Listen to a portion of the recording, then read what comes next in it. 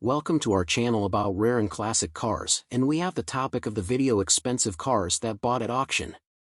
Bugatti Type 57 SC Atlantic, a masterpiece of automotive history. Bugatti Type 57 SC Atlantic is not just a car, it is a true legend, a symbol of luxury and art created by the French brand Bugatti. This car, handmade by the company's craftsmen in 1936, is considered one of the rarest and most valuable cars in the world, and its history and design continue to inspire car enthusiasts and collectors around the world. Jean Bugatti and the story behind the creation of the Bugatti Type 57 SC Atlantic. Behind the creation of the Bugatti Type 57 SC Atlantic was Jean Bugatti, a famous designer and engineer with a great talent for cars and art. He started modernizing Bugatti models back in the late 1920s, and in 1936 he received the keys to the company from his father. This moment was the starting point for the creation of a masterpiece of automotive art, the Bugatti Type 57 SC Atlantic. Jean Bugatti designed this model, clearly inspired by the Art Deco style, as a competition option and as a production car. The Bugatti Type 57 SC Atlantic was a grand tour of its time, with a unique design and outstanding performance. Unique design and performance. This car is a true work of art on wheels. Its beauty and elegance are expressed through every line and detail. One of the most distinctive elements of the Bugatti Type 57 SC Atlantic is its long hood, which gives it grace and style. The silhouette of the car is emphasized by the wheels that protrude from the body, making it impenetrable, unforgettable. The rear of the car has an oval shape that extends almost to the ground and is topped with 6 slim exhaust pipes, giving it a unique appearance.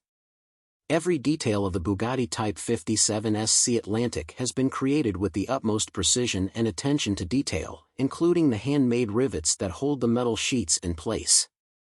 Rarity and exclusivity. Only 4 versions of the Bugatti Type 57 SC Atlantic were produced between 1936 and 1938.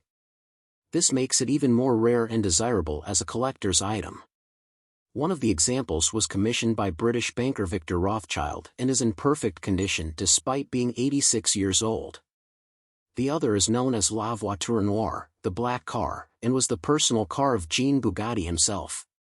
The remaining 2 also have a rich history. One was involved in a serious collision in 1955, and the 4th, the only surviving original model, was owned by American designer Ralph Lauren for many years.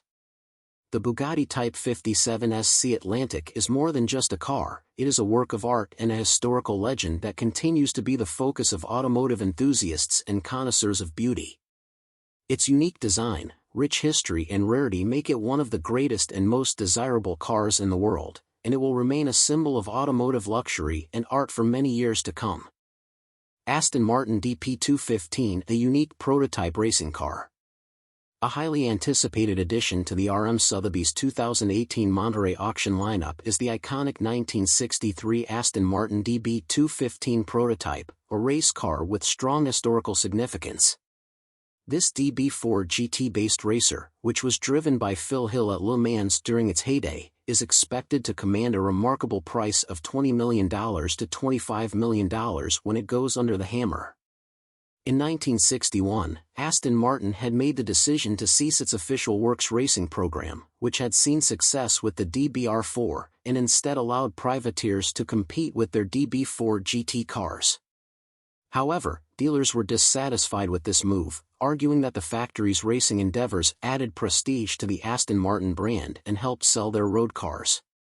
In response to this sentiment, Aston Martin's head, David Brown, agreed to produce a limited series of 4 project cars based on the DB4 GT, designed to rival the likes of Ferrari and Jaguar on the racetrack. The 1963 Aston Martin DB215 prototype offered by RM Sotheby's is the last of these 4 special cars, known as DB215 by the factory. It boasts a modified box-frame chassis, distinctive streamlined alloy bodywork, a 4.0-liter twin-plug straight-six engine with dry-sump lubrication positioned 10 inches further back in the chassis compared to a standard DB4 GT, and a DBR1 gearbox. This car was entered in the 1963 24 Hours of Le Mans, driven by Lucien Bianchi and the accomplished American racer Phil Hill, who had won the F1 World Championship just 2 years earlier with Ferrari. Unfortunately, the car experienced transmission issues just 2 hours into the race. Nonetheless, when it was on the track, the DB215 displayed impressive performance, being 6 seconds per lap faster than Ferrari's new front-engine 330 LMB and 12 seconds per lap quicker than the older 250 GTOs. It also became the first car to break the 300 km per hour, 186 miles per hour barrier on the Mulsanne Straight at Le Mans, establishing itself as the fastest among the classic front-engine cars to race on this historic circuit. After its Le Mans outing, the car was taken to Reims, where an engine mishap occurred due to a missed shift by Joe Schlesser. It underwent repairs with a stronger prototype gearbox in preparation for the Brands Hatch Guards Trophy race but never made it to the track. Subsequently, Aston Martin's factory racing program was disbanded once again. Over the years, the car had its share of trials and tribulations, including a crash during testing on public roads and being used as a parts donor, including its engine and rear gearbox, while languishing in an Aston Martin warehouse. In 1974, it was acquired by its first private owner, setting off a multi-decade restoration effort to return the car to its original condition. Today, the car is equipped with a newly constructed gearbox, true to the prototype unit that was originally fitted, along with its correct engine. R.M. Sotheby's reports that individuals who have owned and driven the car in the past have described it as easy to handle, remarkably torquey, and better constructed than many of its contemporaries. The DB215 has been actively participating in vintage racing events over the years, including appearances at the Goodwood Festival of Speed, and it is hoped that its future owner will continue to utilize the car as intended.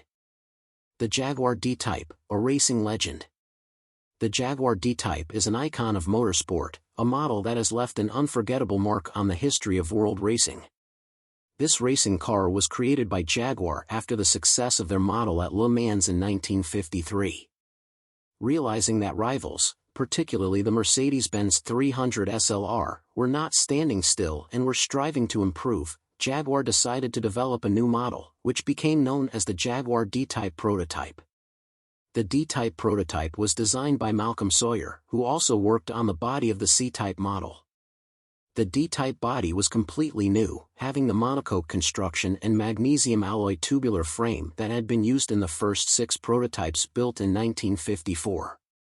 A unique feature of these early prototypes was the welding of the front subframe to the monocoque. In later models, the subframe was bolted on for ease of maintenance. The rear suspension and body were attached to a reinforced rear bulkhead.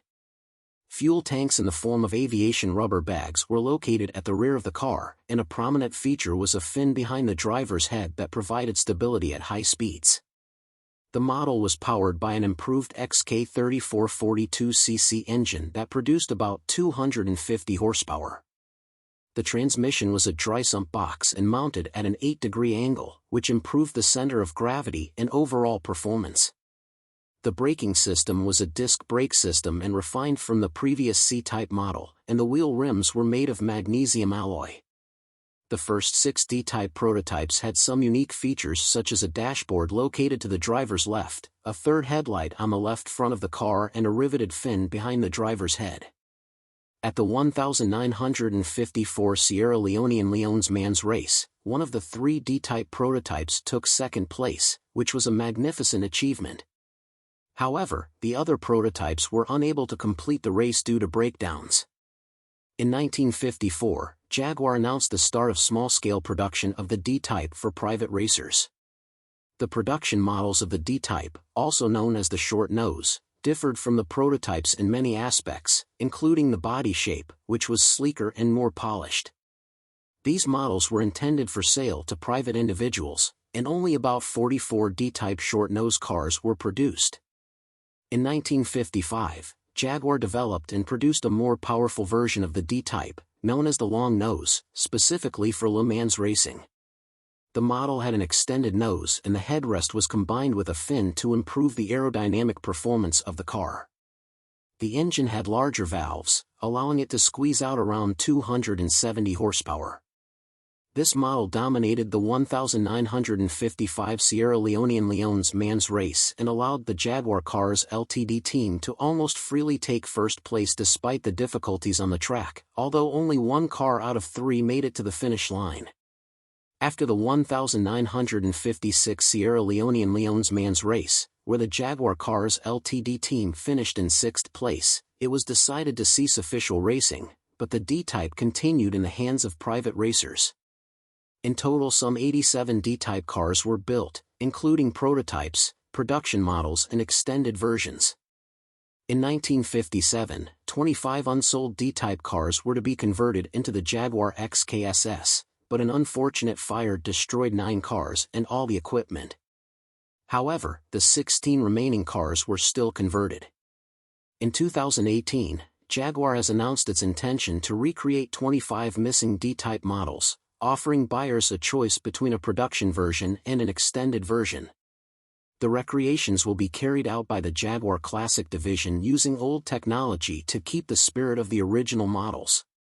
The Jaguar D-Type remains a timeless legend of global motorsport, symbolizing the grandeur and passion for racing that has always been an important part of the Jaguar brand's history. This race car continues to inspire collectors and speed enthusiasts around the world, and its recreation will bring the legend back to life on the track and in the hearts of car enthusiasts.